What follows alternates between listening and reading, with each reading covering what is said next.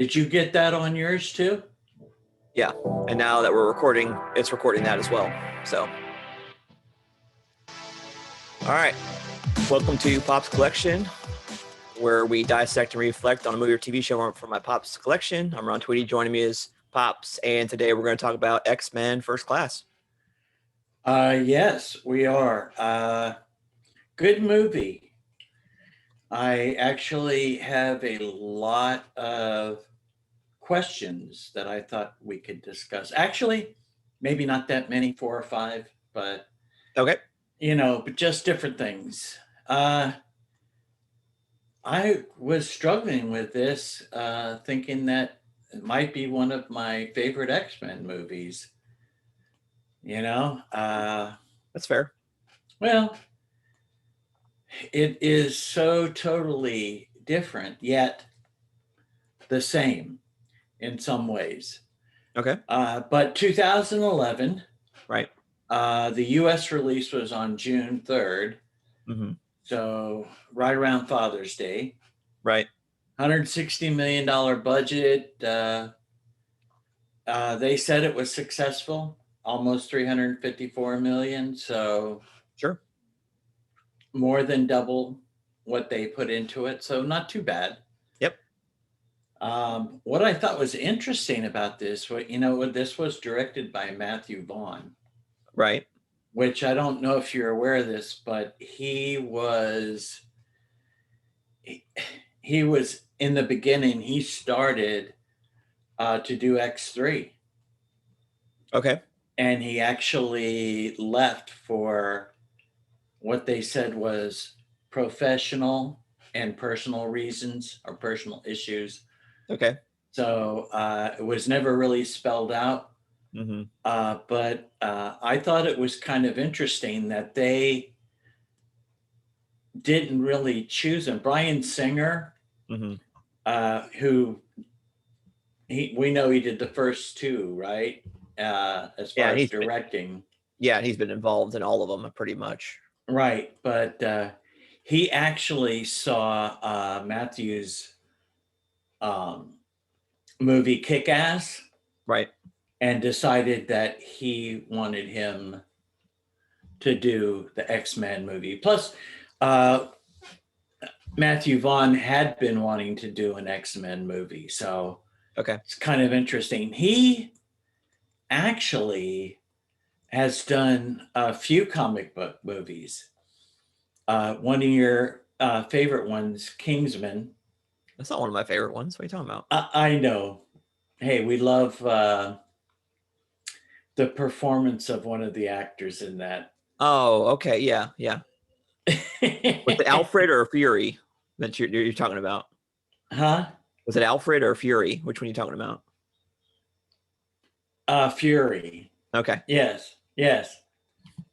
Oh, that's right. Alfred was in it too. I forgot. Exactly. Okay. Yeah. See what I did there? That's true. So both of them. Yes, but he did both the Kingsman movies, and he actually there's going to be a prequel Kingsman movie that comes out in 2021 that he not only directed but he also wrote. Okay. And he did, like I said, the Kick-Ass movie. Right. And now he's doing X-Men First Class.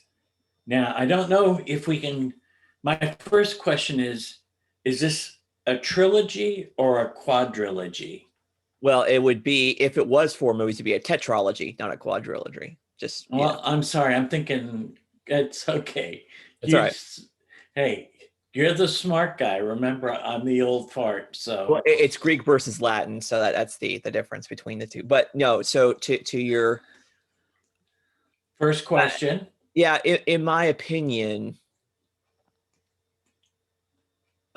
I don't know. Like, I guess you could say, because it still has the same actors, or most of the same actors, that it would be considered that, we're talking about Dark Phoenix, obviously, that came out way later. Well, it was only a couple of years later, so. Yeah, I guess it was. But the point being that should Dark Phoenix be considered part of this series? And I would say, just based on the actors alone, the answer would be yes. However, I think that that movie is such different in terms of quality that I kind of lean towards let's just not do that anymore. Let's forget about that movie because Well, it's horrible. well, we can and we can't really, if you think about it. I It's mean, the same. Yeah, I think I would say it's the same level as uh, X-Men Origins Wolverine. It's so out of place. It's supposed to be a period piece, but it's not. It doesn't look like a period piece. It's they kill off characters that they shouldn't have killed off. So yeah, to me, it's like, yeah. Anyway, all right, so we're gonna do this as a trilogy then. I think so. I think what we should come back later and we could do. I think it would be good for us to do Dark Phoenix and New Mutants like back to back if we're going to do that. Oh wow, okay. Yeah, just make I it a whole just one don't night want to wrap. lose our fan base, if Well, you're maybe we could do just one episode for both of them. I'll think about that. I'll think about that. And you could say this is what I would say it would be. Those two movies are post Disney owned Fox. I think that's what makes the difference. How's that? Okay. All right. Yeah, that's true. They are both of them. Yeah. Yeah, which kind of brings me to my next question. Mm-hmm. Would you consider this movie a period piece? Mm-hmm. 100%. Yeah. Yeah. It's not as good as some of the other period pieces. Like, for I always think of like the standard of period pieces as Captain America, First Avenger, and Wonder Woman, the first Wonder Woman movie. And those two definitely are very well done. And then you have on the other side of the spectrum, you have stuff like X-Men Origins Wolverine and Dark Phoenix. Those are the ones that are bad. I think the First Class absolutely is on the other side of where it's done well. Well, yeah, and I thought it was kind of intriguing how Vaughn used actual footage of John F. Kennedy and Yes. the Cuban Missile Crisis, how they Yep. interwove all that. Mhm. And another thing that I thought was interesting is that their depiction of the 60s, Mhm. they kind of took their inspiration from the James Bond movies in that Yeah. period. Yeah, you I don't know definitely if you could tell that, but it kind 100%. of, I got that vibe. yeah. Particularly the final scene or the final battle where they're on the coast of Cuba, as JFK called it, Yes. and it basically was like they're at Crab Key and Doctor No. I felt that big time. Yes. And also, I thought was pretty much same vibe was the first meeting the general at the Hellfire Club. Yes, very much so. Absolutely. Yeah, that was definitely, although I felt like there really didn't need to be women in negligees there, but Yeah. that was definitely 60s style Yeah. um, Las Vegas casino. light, Yeah. light porn, I'm going to say, for Sure. that time period. That would be like a James Bond type thing, Yeah. Uh, okay, well, that was my question number 2. So we got already 2 out of the way. Okay. All right. But while we're there, let's go to my third question, the Hellfire Club. What did you think about them as the bad guys? Well, it's difficult because it's not the traditional Hellfire Club, right? So it's in fact, I did kind of prepare a little bit for that. I'll show you. Well, there you go. Yeah. So we got the original Hellfire Club showed up in X-Men 129. And so this was at the very beginning of the Phoenix / Dark Phoenix saga. And this is like starting the which is actually kind of funny. You have Moira McTaggart here with Sean Cassidy. And they're a couple in this particular story. But the interesting thing is that we could kind of see Jean Grey's descent into madness, and you could see here Jason Wingard here. They kind of take over her brain and put her like into the I think either 17th or 18th century. And she's on a ship and whatnot, and you can see she falls in love with him, and then she feels like she's betrayed Cyclops, and there's this whole plot point there. But anyway, Shaw shows up towards the end of this, I think. Let's see. So Shaw doesn't even show up until the very end. And then you got Emma Frost here, of course, as the White Queen. So, and then incidentally, this is also the first appearance of Kitty Pryde, who is, obviously takes a big forefront in the 70s and 80s for X-Men. So that's right. Yes. Anyway, so there's a lot going on in this particular issue where we get introduced to the Hellfire Club, and then the storyline afterwards, they get kidnapped by them, and it's only thanks to Wolverine's berserker rage he's able to free everybody and stuff like that. So it's interesting. But aesthetically speaking, this does not look like at all the movie. In fact, this is X-Men #1. Obviously the Jack Kirby Stan Lee joint that kind of started it all, and you could see from the uniforms and everything that very much indicative. And Magneto's uniform at the very end, you got that Magneto was the very first villain they faced. And but if you'll see here that when it comes to the actual X-Men themselves, there's only one that actually made it into the movie, which is Hake McCoy. Yes, only in this version, he's not blue in the comics. Right. He doesn't turn blue until much later. Yes, and in our story, in this First Class, I guess he doesn't turn blue until the very end. Yeah. Also in that. Right. I somehow, though, I don't know if I got spoiled with, the first Beast. Kelsey Grammer? Yeah, Kelsey Grammer. I don't know whether if I liked his makeup better. Oh yeah, the makeup was way better for Kelsey Grammer, but I think the performance done by the actor here, forget his name off the top of my head. Let's see, look it up in the cast list because a lot of the actors and actresses in this were some of them really not well known. Mm-hmm. And a lot of that was done, but with Singer and Donner, Lauren Donner. They felt that they were becoming too many British actors and actresses in the movie. Sure. So they chose to use different actors so that I guess it would be more broad. I don't know. I guess, but maybe. I don't know. But I think the casting they did was actually, most of them were pretty spot on, at least for the main characters. James McAvoy, Michael Fassbender, they're really good as Xavier and Len. Oh yes, and Kevin Bacon actually did pretty good being the villain. Yeah, I agree. Although if we look at it in some ways, I kind of broke it down: good guys, bad guys, and in betweens. Okay.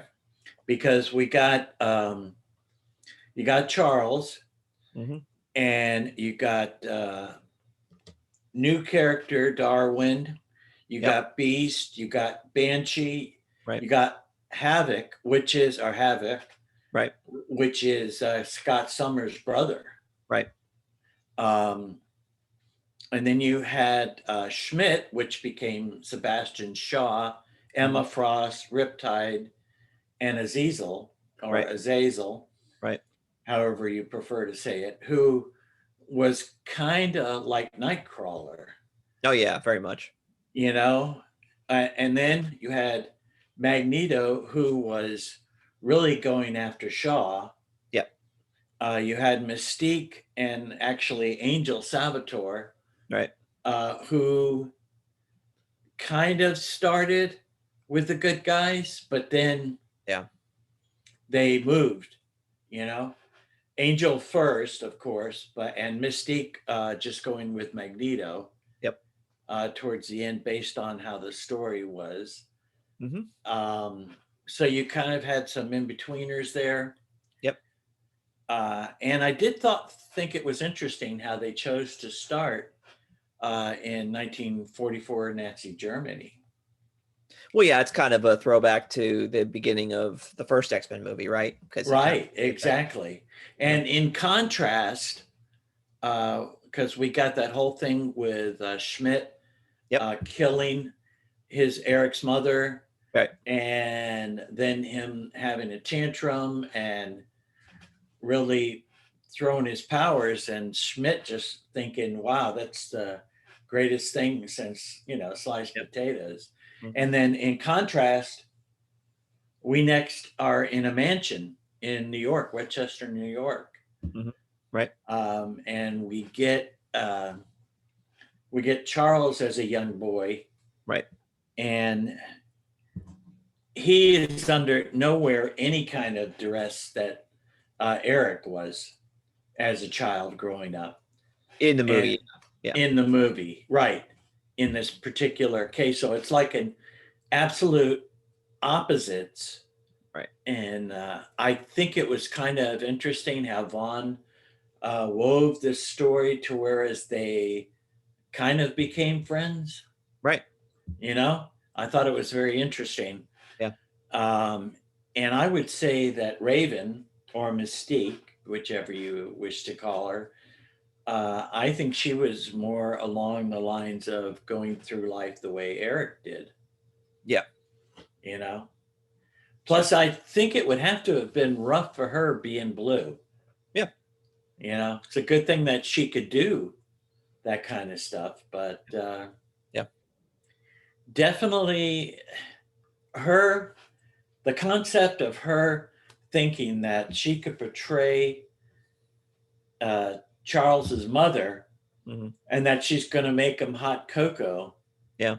Because that's what she thinks a mother would do. And Charles, like, who the hell are you? My mom would never make me hot chocolate. Mm-hmm. She'd get the maids to do it or something, Right. So I thought that was kind of interesting. Right. The way that they worked that out. And then I think that when I was thinking about this, watching this movie, would you call the X-Men kind of a standalone commodity? Or do you think that they could be paired up in other movies? And are there maybe certain heroes that they couldn't pair up with? What do you think about that? Are you referring to specifically like other Marvel heroes and stuff like that? Yeah. Like, in other words, could you see an X-Men Avengers thing? Well, it's funny you say that because, I'll say it's the first appearance of Raven Darkholme actually is in Ms. Marvel, which is, and then you got a bunch of Avengers on here as well. So you could see later on the comic, she actually shows up. And so, I mean, obviously there was precedent in the comics for that. Let's see if I can get to her. I think let's see. She shows up in a number of other places, but she's, not in her blue form. She's, shapeshifted. Yeah, you can see her right there in the corner.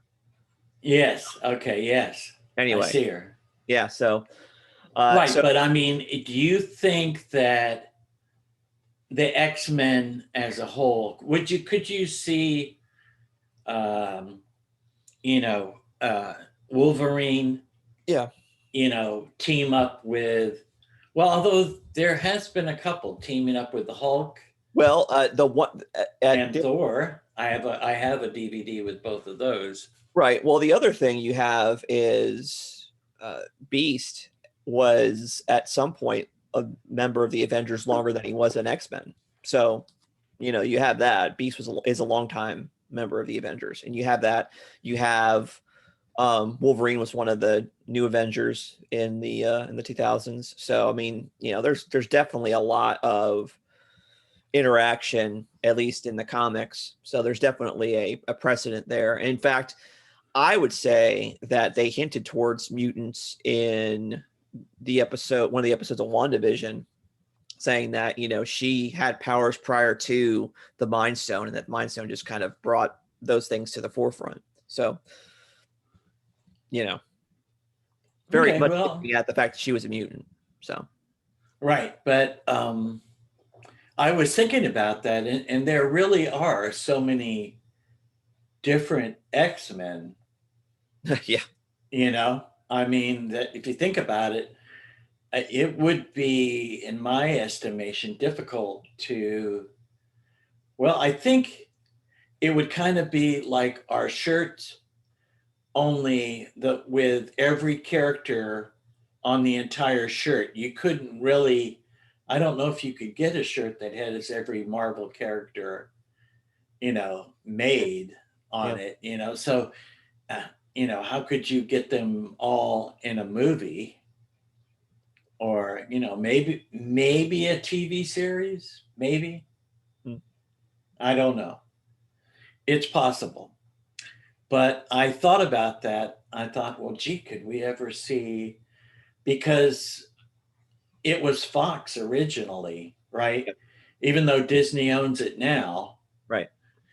is it going to remain just a Fox commodity? No, it's not. They've already announced. Well, they've hinted at the fact they're going to introduce mutants in the Fantastic Four, which both were owned by Fox at the time. So, that's So maybe we'll get an X-Men Fantastic Four thing. Mm-hmm. Maybe. Okay, well, that is interesting. I think I'll be ready for that.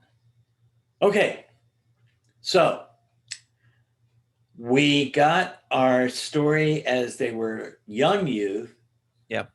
And then we jumped to the 60s, Right. where we got the Hellfire Club Mm-hmm. and the Cuban Missile Crisis,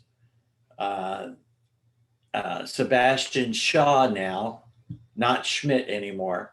Right. Which I was curious, was there a hint at his powers back when he was Schmidt? I didn't see any. No, so I didn't.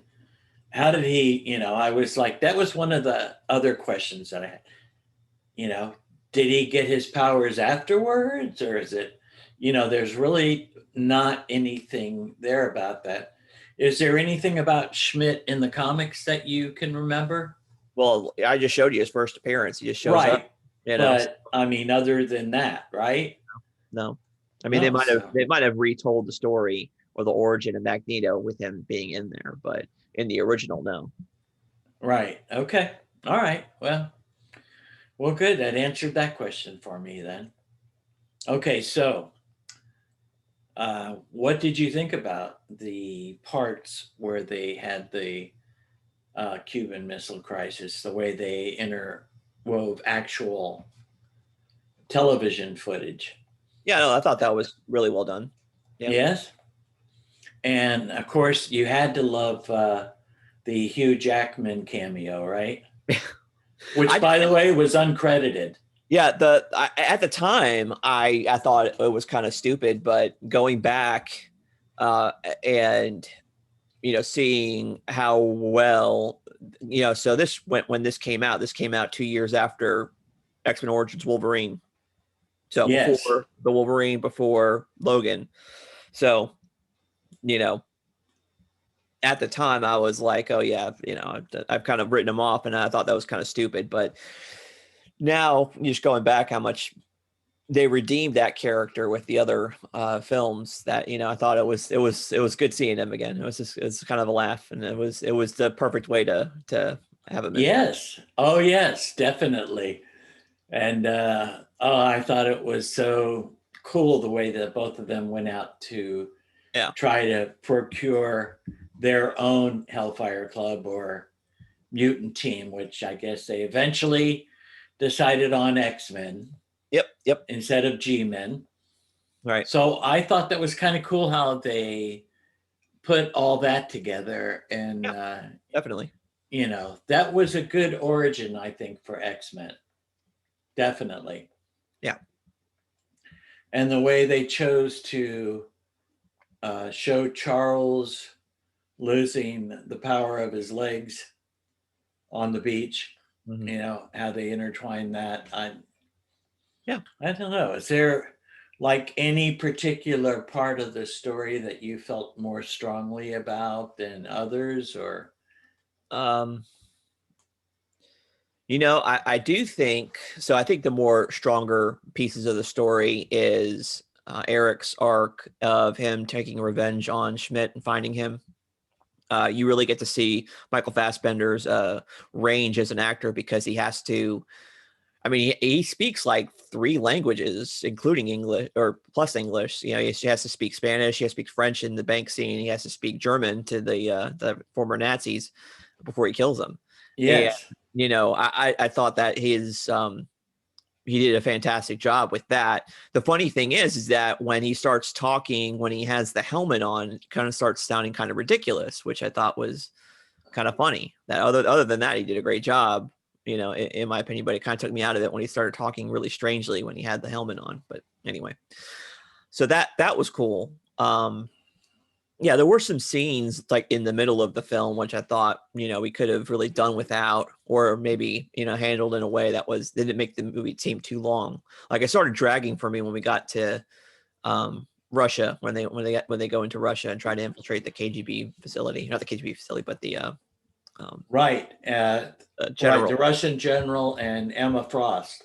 Yeah, like that to me, they really could have done without that. It kind of slowed the movie down for me. But other than that, I think that, and then obviously uh, I thought the Hellfire Club scene was done very well. We got introduced to Moira McTaggart in a completely different role that she normally is in when it comes to the X-Men. Normally, she's a mutant researcher and as an ally to the X-Men, and not a CIA agent. And she's also like extremely, not American in the comics. Right. Well, and also, uh, isn't she the one that we got at the end of X3? That little, Yeah. where Yep. Yep. his consciousness was into Yeah. body. Right. Yes, and that was Moira's uh, facility, I Yeah. guess we'll call it. Yep. Yep. And then you had the facility where they all met. That was a CIA building. Mm-hmm. Right. Right. That was just a research building. Yep. And I was kind of hoping for, a special, somebody special running the joint, but you really don't get a name for the character. No, he doesn't have a name. No, you never hear his name. He's almost like just a man in black, That was the official casting. That's what his name is. Oliver Platt as the Man in Black. But to me, I think that makes a lot of sense. I mean, we talk about, you think of the show like the X-Files, where it's the FBI, not the CIA, but it's the same thing. Lots of secret government ops and stuff like that. So I think it's it goes to it adds to the period piece feel of it, that you have this shadowy government spy agency and whatnot. So I think that was well done. I'm fine with that. What I think wasn't well done was the golf ball in the field. Okay. That was supposed to be Cerebro. Oh, okay. Yeah. You kind of look at it and it looks like, it looks like a golf ball on a tee, really. It doesn't really. What are you going to do with 60s technology? I mean, that they have to make it as, non high tech as possible. So I don't know. I thought that was fine. Okay. Well, I thought they could have done it a little better. Some of the special effects in this movie were done exceptionally well, and others not so much. Mm-hmm. There were times when I got taken out of it, but I did enjoy the Banshee and the Havoc pieces where Charles was helping them to learn their powers. Yeah. Which he really didn't have to do that with anybody else. Yeah, he did. He did that with Magneto. Well, I guess he helped him refine that, but Right. he didn't do anything with Angel or with Darwin, at least not that we're led to know. And the same thing with Hank too. I think probably Hank was more intelligent than him. Well, you had Darwin was dead by that point when they get to that montage, that training montage, so he couldn't even do anything with Darwin. And Hanky, you know, he was jogging with him. That was his part of his character development. So Okay. All right, I guess so. All right, I'll go with it. that's You what go it with was. I mean, I gotcha. Okay, well, all right. We talked about the period being set, and the cars I thought were all very interesting too, that they chose to yeah, use for this. yeah, very, very much, you know, very faithful to the time period, I think. Right, and I'm just like in my mind, it's 2011. Those cars had to be 50 years old, Yeah. and some of them kind of getting damaged. And I'm thinking to myself, wow, how Yeah. much did they pay somebody to be able to do that to their car? Oh, yeah. You know. Well, they could have used models for the those parts, I guess. I don't know. Well, that's true. They did do some modeling in this, and they also did some motion capture. Yeah. So there wasn't really a whole lot of CG Yeah. in this, and which I was a little surprised at. I thought there might be more than there was, but hey, I thought that for the most part, like I said, I was at a point where, is this going to be my favorite X-Men movie? Yeah. Because I thought the story was told pretty well through the whole thing. Yeah. Yeah. I think, like I said, I believe that there's just some plot points that kind of made it, you know, drag for me a little bit. So it's definitely not my favorite, but it's definitely one of the better ones, 100%. You know. Right, not your worst, right? Oh yeah, it's definitely on the better side of. Well, what did we really have to look to before that? We had X1, 2, and 3, right? And Wolverine Origins. At that particular time, right? So compared to those movies, Yeah. um, I don't know. Do I like this one better than I like, the cast in the first three?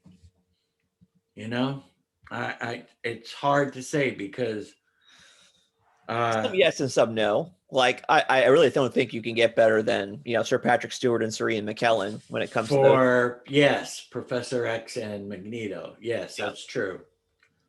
But then again, I mean, some of the other actors they casted, like I said, you know, the guy they casted for Beast, and you know, Jennifer Lawrence as Raven, I thought that was a really good choice. And you know, even though James McAvoy and Michael Fassbender aren't the same as the you know, Right.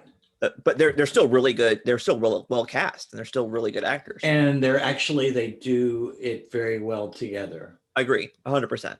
So, You know, although when we see McAvoy again, I don't know how well he pulls off the bald head.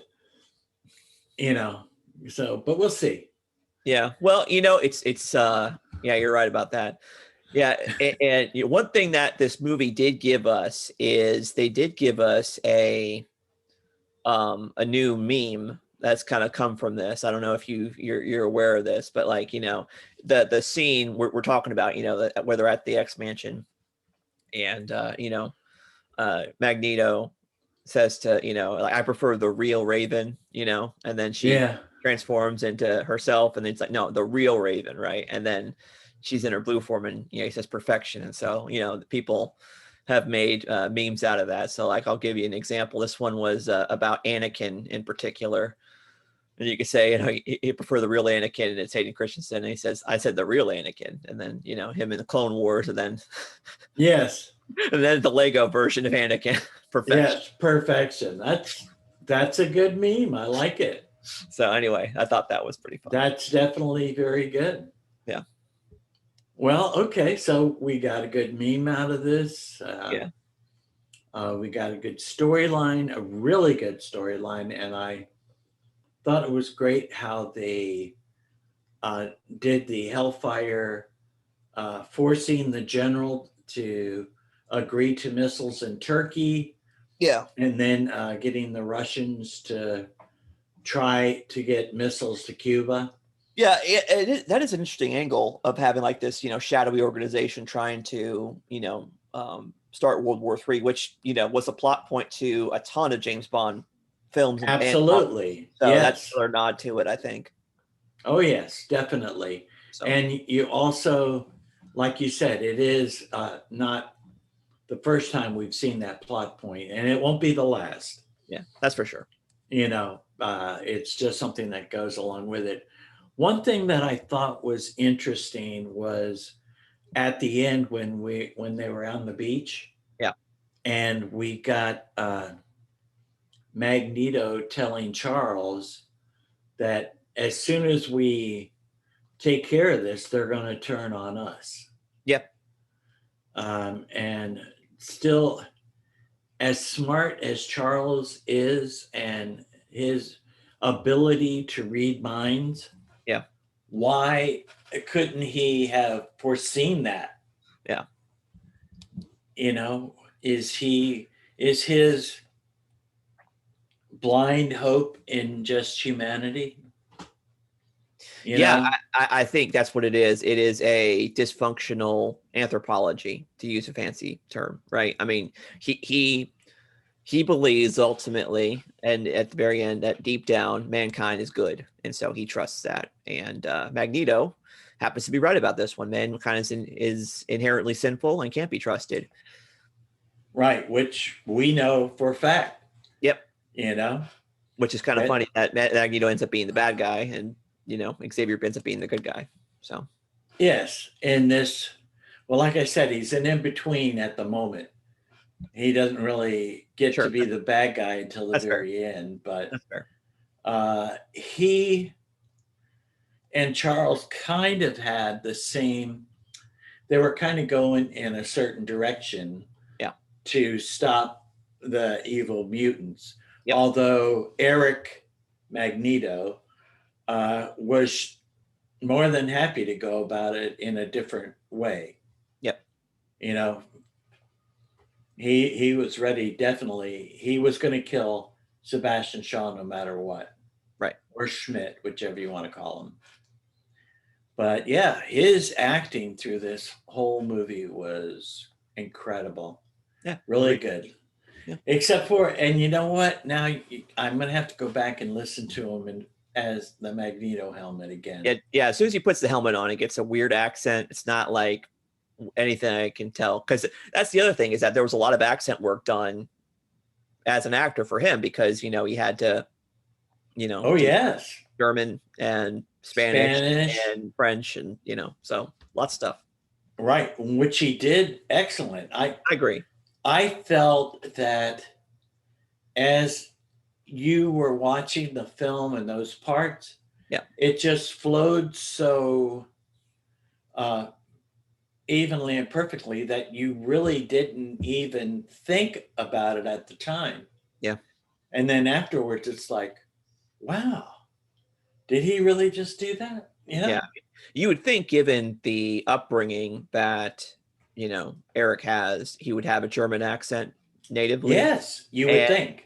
The same thing with Xavier. You would think that he wouldn't have a British accent. He'd have a Northeastern or maybe a Mid-Atlantic American accent, you would think. You know, right, because Worcester, New York. Right. I could see him where the mansion is. Yeah, he could probably, you know, I could see him having the same kind of accent as William F. Buckley or something like that, but not necessarily a British accent, which is, you know, but obviously, you know, he's James McAvoy is definitely trying to just be faithful to the Sir Patrick Stewart performance, which, you know, I'm totally fine with that. I'm down with that. Yes. but he's no Patrick Stewart. No. You know, sorry, but he does play a good young. Yeah, no, he does a great job. And what I thought was really interesting is his portrayal as just the regular college guy, even though he's this great geneticist that's going to become a professor, right? You know, that he will try and chug down the beer in the big long cylinder, and we kind of saw him throwing a line at women about their eyes changing colors. Right. And he's like had this smooth line that, oh yeah, we're gonna be together tonight, and then I thought that it was kind of cool the way that he did that part really good. Yep. But he did get, as the film went on, he did get to be more serious. His portrayal of the professor, when they started getting young adults in there with him, was his direction was totally opposite of Magneto's direction. And I think that's where we started to see their differences, act out a little bit more. Yeah, I think the key word, particularly for Xavier, is gravitas, right? You have Sir Patrick Stewart when he's acting, he has that weightiness, or gravitas is the word that we use in the English to establish that. And you could see that his character, James McAvoy's performance in the beginning in particular, has no gravitas at all. There's no weightiness to him as a character. Right. Like he's just living for himself. He's successful. He knows how to, put the moves on women and stuff like that. So. Right. But again, he changes. Yeah. And we get to see that change, which I thought was really cool how they worked that out, and how they made Eric's character just, I don't know, I guess you could say he still didn't, even though they were friends and they were close, there was still a disconnect there. Sure. Like when they went to Russia and he just decided that he was going to take off and do his own thing. Right. Not really be part of it. So I think that what we got in this story was that he was going to be a part of it as long as it was good for him, for his goal. Right. So more self-centered, definitely. Right. And more of a realist. He knew what was going to happen. Yeah. So thought that was cool. Yeah. All right. So anything else that you can think of that you want to talk about in this movie? I did think it was kind of interesting how they chose to make everybody fearful of them. Yeah, well, I think that's completely understandable. The thing that again takes me out of it is that, like, the mutants that they decided to use for this film kind of all over the place. You didn't really get the original line. Oh yes, that's true. So to me, I kind of would have liked to have seen the original lineup, but they really can't do that because of the other movies. Right. And I mean, because when do you see Havoc in the comics? And Banshee, we did see the issue with Banshee, but that was like way out there, Right. And I don't think I can remember Angel as far as her. No, not till much later. Same thing. Right. And what about Riptide? Yeah. That's another character that I don't quite remember being that prevalent. Right. So maybe part of the Brotherhood. I don't know. I can't remember. Anyways, okay, so it was a nice travel to the 60s. Yeah. And the next question for me is Days of Future Past. Is that the next one? It is.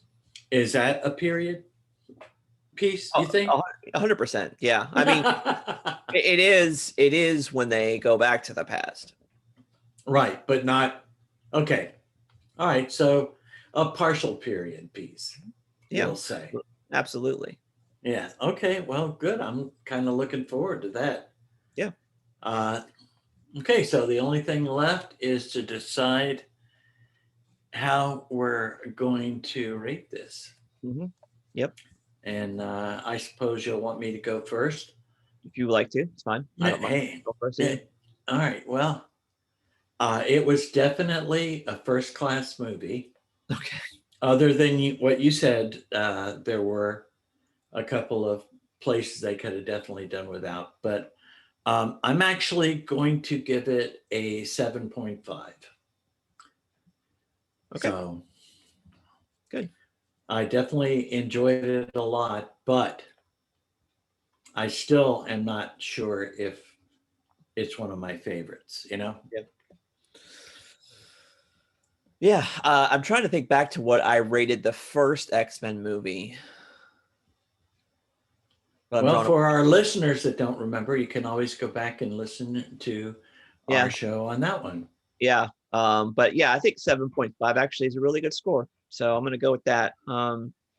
Yeah. There's some. I mean, yeah. Like you said, there's certain spots in there where it's just like, can I keep my eyes open? Will I be able to, and you get all this other excitement in there. Yeah. And it's like you kind of just want the story to flow. Yep.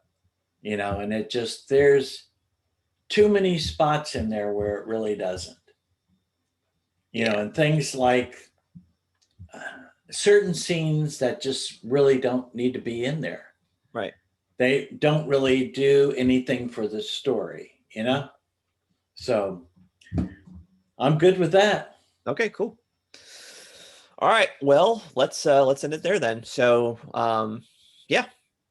So again, we want to thank you for tuning in for Pop's Collection, and we'll see you next week with Days of Future Past. But don't forget to like us on Facebook, follow us on Twitter, send us a tweet, and again, see you next week. Goodbye and God bless.